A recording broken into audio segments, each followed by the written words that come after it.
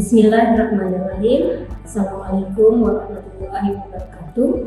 Perkenalkan, saya Rofiah. Saya adalah dosen S1 Program Studi Komunikasi Penyiaran Islam Universitas Ibnu Khaldun Bogor. Saya mengampu 4 mata kuliah. Yang pertama adalah Public Relation dengan kode KPI 116 2 SKS dengan praktikum. Yang kedua adalah mata kuliah Sosiologi Dakwah dengan kode KPI 217 2 SKS dengan praktikum. Yang ketiga adalah Komunikasi Organisasi dan Antar Budaya dengan kode KPI 265 2 SKS dengan praktikum. Yang keempat adalah Metodologi Penelitian Komunikasi dengan kode KPI 358 3 SKS dengan praktikum. Pada kesempatan kali ini, saya akan menyampaikan penjelasan tentang mata kuliah Public Relation semester 2 dengan sifat perkuliahan wajib. Public Relation adalah mata kuliah tentang strategi mengelola komunikasi organisasi, baik secara internal maupun eksternal yang menjadi publiknya. Tujuan umum dari perkuliahan ini adalah bahwa setelah mengikuti perkuliahan, mahasiswa diharapkan mampu memahami, menguasai, mempraktekkan, dan menganalisa tentang public relation, juga mampu mengembangkan secara teoritis maupun praktis ilmu public relation pada lembaga, perusahaan, atau organisasi. Terdapat 11 tujuan khusus di dalam ilmu public relation yang akan dicapai, yaitu diharapkan mahasiswa mampu memahami pengertian, definisi, evolusi, dan sejarah public relation dengan tujuan membongkar kesalahpahaman terhadap profesi public relation.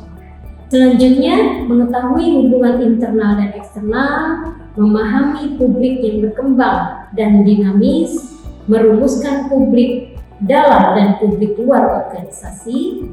Selanjutnya, mampu merancang strategi dan manajemen public relation, proses-proses public relation, aspek-aspek public relation, model-model public relation, penulisan public relation, manajemen krisis, dan etika profesi public relation. Terdapat beberapa praktikum dalam mata kuliah public relation berupa wawancara publik dalam untuk memahami hubungan internal dan wawancara publik luar untuk memahami hubungan eksternal. Keseluruhan teori dan praktek yang dilakukan akan diujikan di dalam UTS, UAS, dan dalam tugas-tugas seperti presentasi praktikum public relation, perancangan proyek public relation, implementasi proyek public relation, evaluasi, dan analisa public relation. Adapun daftar buku yang menjadi bahan rujukan di dalam mata kuliah public relation adalah buku, diantaranya buku yang ditulis oleh Ainur Rohimah dan kawan-kawan yang terbit tahun 2022 dengan judul Buku Ajar Dasar-Dasar Public Relation yang diterbitkan oleh Unsida Press. Kemudian juga ada buku yang ditulis oleh Rofiah tahun 2022 dengan judul Islamic Public Relation yang diterbitkan Unika Press. Dalam pertemuan yang pertama ini kita akan membahas tentang definisi sampai pada problematika public relation di dunia kontemporer, gitu ya. Nah, ini adalah secara formal, ya. Sebetulnya public relation adalah hubungan, ya, dengan baik secara internal maupun eksternal. Nah, hubungan-hubungan ini bertujuan untuk saling memahami dan saling menguntungkan. Salah satu tokoh yang berbicara tentang public relation adalah Renal Kasali, ya.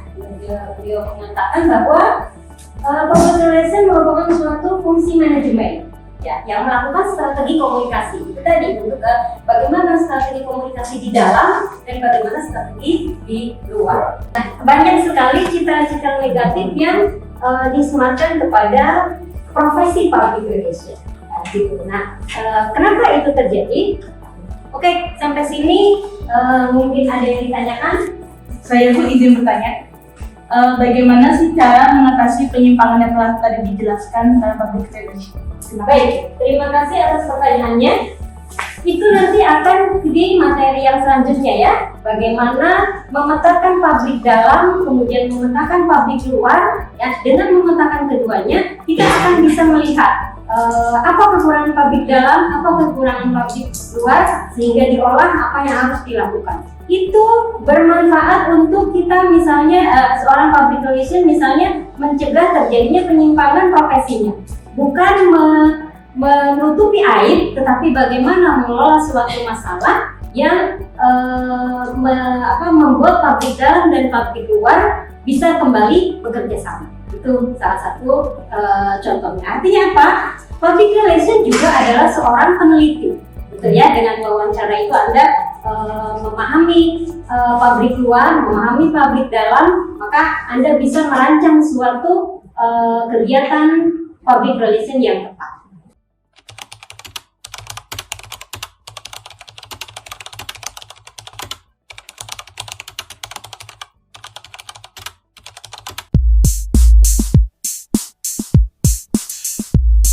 Assalamualaikum warahmatullahi wabarakatuh. Kami dari kelompok 1 ingin memenuhi persyaratan ujian tengah semester pada mata kuliah Public Relation dengan dosen Ibu Rofiang. Kami di sini mewawancarai beberapa aktivis dan orang yang tahu mengenai UIK. Berikut hasil wawancara yang telah kami lakukan. Check it out!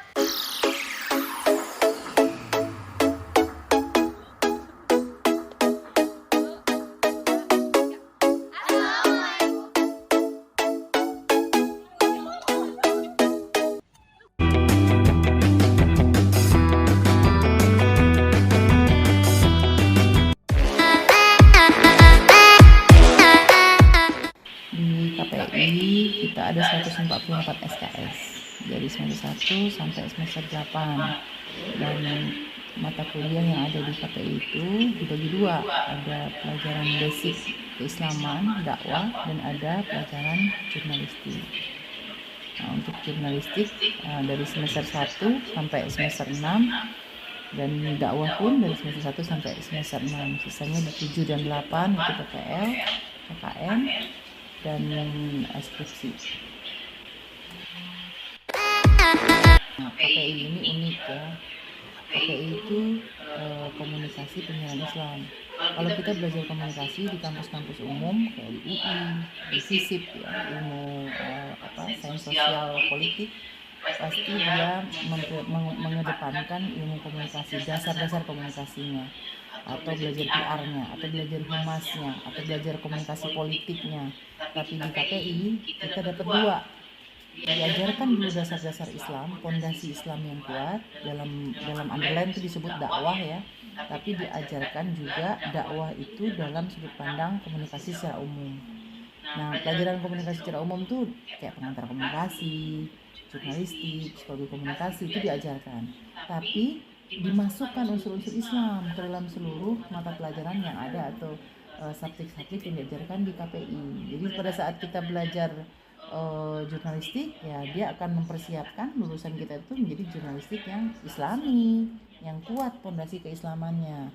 Kalau di umum kan, di kampus umum belajarnya komunikasi umum, belajar jurnalistik ya jurnalistik gitu. Tapi kalau di KPI dia dibalut dengan nilai-nilai keislaman. Nah, di mata kuliah jurnalistik khususnya memang kita bermitra dengan sejumlah media massa. Ini wajib hukumnya ya, karena kita ingin lulusan kita itu siap ya saat dia menjadi jurnalis, maka pengamalan dari teori-teori yang diberikan sepanjang perkuliahan itu dipraktekkan di magangnya di media massa. Ada banyak media-media yang bekerjasama dengan kita, ada Voice of America, ada Radar Bogor, terus ada Trans 7, ada TV Parlemen, dan seluruh media yang bekerja sama dengan kita akan memberikan kesempatan untuk anak-anak kita belajar secara langsung. Misalnya seperti di Radar Bogor, kalian akan terjun menjadi reporter beneran setelah mendapatkan mata kuliah jurnalistik di kampus, lalu kalian akan praktek di sana. Terus juga penyiaran ataupun cetak, kedua-duanya sama. Jadi nanti anak-anak akan ditanyakan yang minat ke penyiaran siapa, nanti dia akan diarahkan ke media penyiaran. Yang minat di online ataupun dicetak siapa, nanti dia akan diarahkan ke cetak ataupun online. Dan itu spesifikasi itu nanti akan mereka dapatkan di semester 7 saat mereka PPL magang. Semester 6 juga sudah bisa, tapi di semester 6 itu PPL mandiri. Kalau di semester 7 itu terstruktur yang langsung diarahkan oleh kampus media-media di mana mereka akan berpraktek. Tapi kalau di semester 6 nanti itu lebih ke PPL mandiri, teman-teman boleh mencari media mana yang disukai, terus nanti akan diberikan surat pengantar dari sini untuk kalian bisa berangkat ke media melakukan magang. Oh, berarti sesuai sama persetujuan kampus dulu ya kalau Ya, ada surat pengantar dari kampus yang menyatakan anak ini akan mengikuti magang di salah satu media massa. Sama di lembaga-lembaga dakwah juga serupa.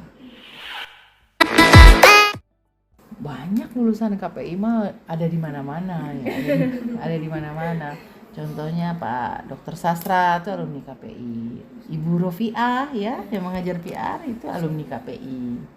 Dan banyak yang lainnya juga, ada yang menjadi praktisi media, ada yang di di production house, ada juga yang di media siaran, ada juga yang di Komisi Penyiaran Pusat, alumni kita.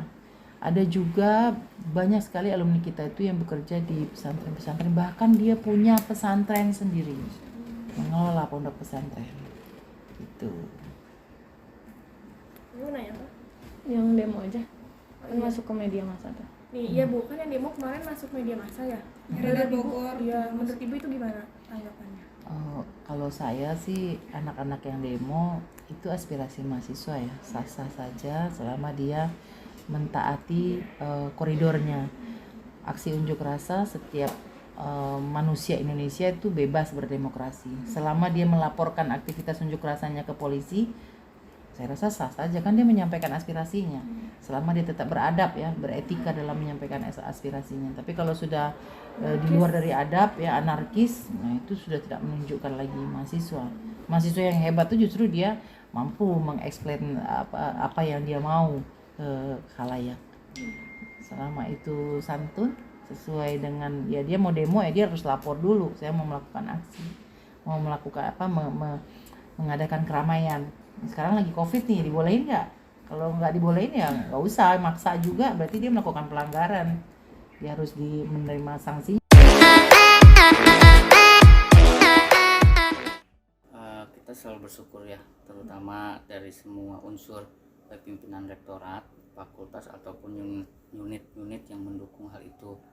Memang dari tahun ke tahun mahasiswa yang daftar, yang berminat dan sebagainya itu semakin meningkat.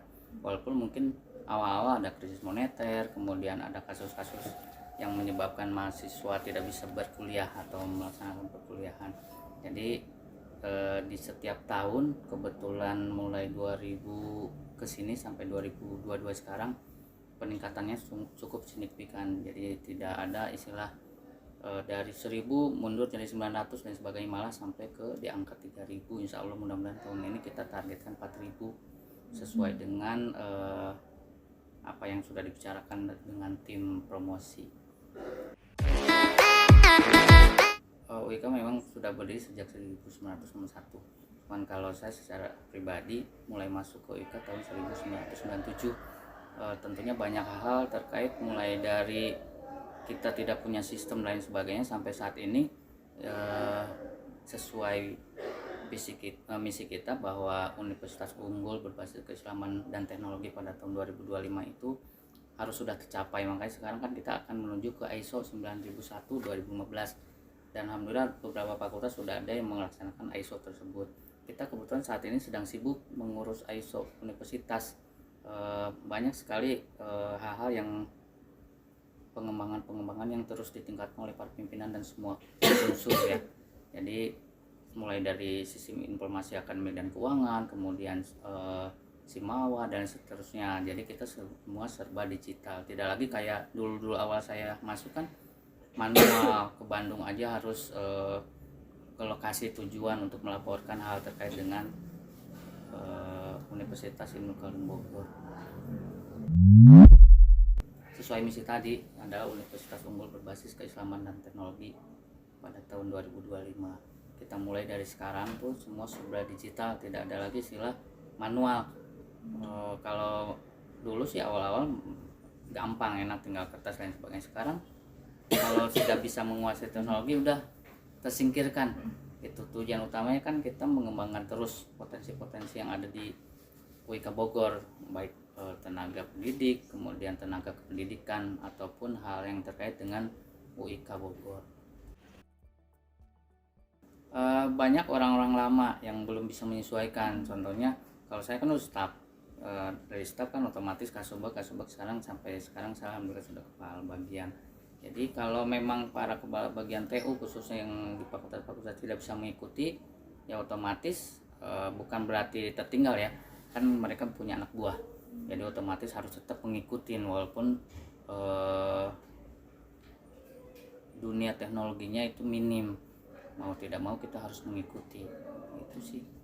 Jadi sekarang walaupun serba digital tetap manual tetap harus ada, karena kan kita punya bukti-bukti fisik yang harus misalnya mana bukti laporannya ini ada semua sesuai standar-standar yang diwajibkan oleh L2 Dikti. Nggak masalah, wajar. Kalau misalnya kita kan Universitas Islam terkenalnya seperti itu. Kalau misalnya tidak ada keragaman tadi sangat kaku sekali, dan alhamdulillah kejamaahan di UIK itu sangat bagus gitu. Mungkin mahasiswa juga bisa merasakannya gitu. Tidak monoton harus kita nerima Islam dan sebagainya, tapi non muslim juga di sini ada. Oh, Ada. Kalau muslim itu biasanya ngambilnya jurusan apa? Dulu pernah teringat tahun 2002-an itu ada yang sampai ke PGMI dan wajib pakai kerudung. Oh, dia ikutan pakai kerudung? Iya. Walaupun mungkin sekedar kerudung biasa, bukan dipakai jilbab kayak gini. Sekarang ada nggak Pak? Ada. Bahkan mata kuliah studi Islam itu wajib diikuti. Oh gitu. Iya. Kebetulan kami nerima yang dari Noni. Bagaimana? Saya tesnya pendidikan agama Islam tetap wajib diikuti. Bahkan ada yang lebih jago daripada Muslim jawabannya. Gitu. Oh, berarti kalau kayak gitu dia yang menyesuaikan sama kita ya? Iya, harus wajib. Berarti dia tidak misalnya dia di gereja dan sebagainya, tetap kalau studi Islam itu wajib ikut. Mungkin untuk yang terakhir kalinya Pak, harapan Bapak untuk universitas ini tuh gimana? Sesuai apa yang sering kita gemor-gemorkan, semakin maju. Itu aja sih. UIK kan kalau tidak semakin maju tertinggal, dan alhamdulillah kita meraih 2 kategori peringkat kedua, 2 sertifikat ya dari L2 Dikti. Dan kebetulan Bogor cuma ada 3, UIK, Unpad, dan Juanda yang dapat peringkat, dan alhamdulillah UIK menyabet 2 piagam penghargaan, Pakuan 1, Juanda 1. Alhamdulillah, insya Allah mudah-mudahan harapan kami tetap maju, pimpinan saling mendukung antara tenaga pendidik, tenaga pendidikan, juga unsur lain yang terkait.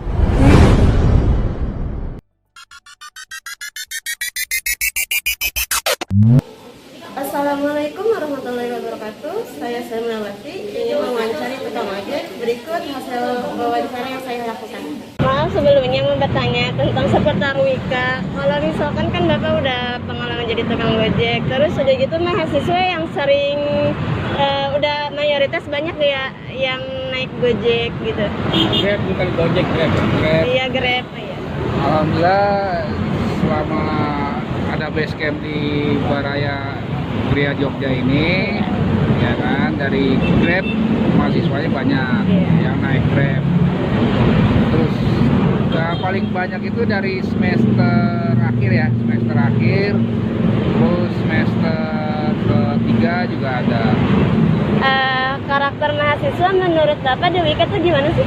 Karakternya alhamdulillah penumpangnya ya baik-baik ya kan, is oke lah pokoknya lah ya Iya. kan. Ada yang merasa nggak enak nggak itu mahasiswa? Alhamdulillah nggak ada yang komplain, malah dibikin aplikasi, dibikin ratingnya lebih bagus, dikasih bintang 5. Thank you ya. Oh iya. Wika. Assalamualaikum warahmatullahi wabarakatuh. Di sini saya Miftahul Jana. Di sini saya akan menanyakan calon mahasiswa Universitas Wika dan apa pandangan dia untuk masuk ke Wika dan motivasi dan harapannya. Mari kita tanya. Assalamualaikum kakak. Kakak calon mahasiswa di Wika ya? Iya, insyaallah. Saya ingin bertanya, apa pandangan kakak mengenai Wika sampai kakak ingin masuk ke universitas ini? Wika, saya mendengar kabar-kabar baik tentang Wika yang dimana membuat saya tertarik, dan beberapa hal yang menyebabkan saya tertarik adalah Wika adalah salah satu kampus di Indonesia yang berbasis Islami. Ada lagi kak? Selain karena faktor topografi atau daerah yang dimana daerah rumahnya itu daerah kampusnya dekat dengan rumah saya. Jadi terjangkau ya? Terjangkau.